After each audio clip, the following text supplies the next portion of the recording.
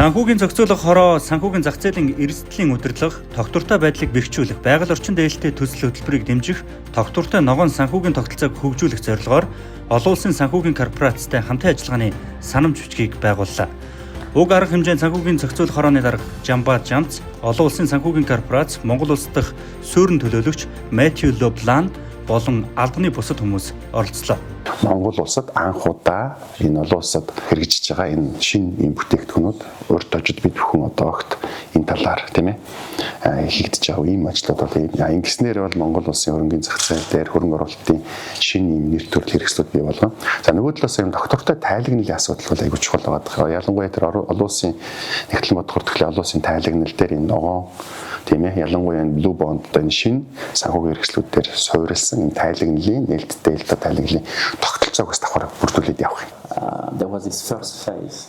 Бидний одоо санхүүгийн зохицуулах хороотой хийж байгаа хамтын ажиллагааны эхний үе шатанд бид нэр эрсдлийн менежментийн хамрах хүрээгийг одоо бий болгосон нөхцлүүдийг одоо бий болгосон байгаа. Хоёрдугаар үе шатанд бол голчлон энэ нөхцлүүдийг одоо хэрэгжүүлэх ажил бол явна гэж харж байна.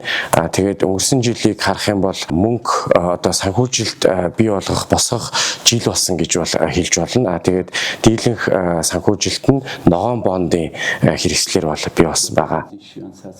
Сүүлийн одоо 2 жилийн хугацаанд бол зөвхөн Монгол улсын хөрөнгөний зах зээл дээрээс гадна гадаадын хөрөнгөний зах зээл дээр дотоодын аж ахуйн нэгжүүд 360 орчим сая долларын ногоон тийм ээ доктортой санхүүжилтийн бүтээгдэхүүнүүд бол бондууд гаргаж арилжаалсан байгаа. Тэгэхээр энэ бол өөрөө бидний одоо энэ хамтын ажиллагааг хилдэгч байгаа нэг үзүүлэлт байж байгаа. Санамж бичгийн хүрээнд хоёр тал Монгол улсын санхүүгийн салбарт тогтвортой, санхүүтэй холбоотой шинэлэг санхүүжилтийн хэрэгслүүдийг нэвтрүүлж хөгжүүлэх, байгаль орчин, нийгэм, засаглалын шаардлагуудыг хэрэгжүүлэх замаар хөрөнгөний зах зээлийг хөгжүүлэх, усны экосистем, био, олон янз байдал, уур амьсгалын өөрчлөлт, гол мөрөн, усны айс авыг хамгаалах, нөхөн сэргээх бонд, байгаль орчин болон нийгэмд чиглэсэн тогтвортой хөгжлийг дэмжих зэрэг санхүүжилтийн шинэ бүтээгдэхүүнүүдийг зах зээлд гаргах, ашиглах үйл ажиллагааг хэрэгжүүлэх чиглэлээр хамтран ажиллана.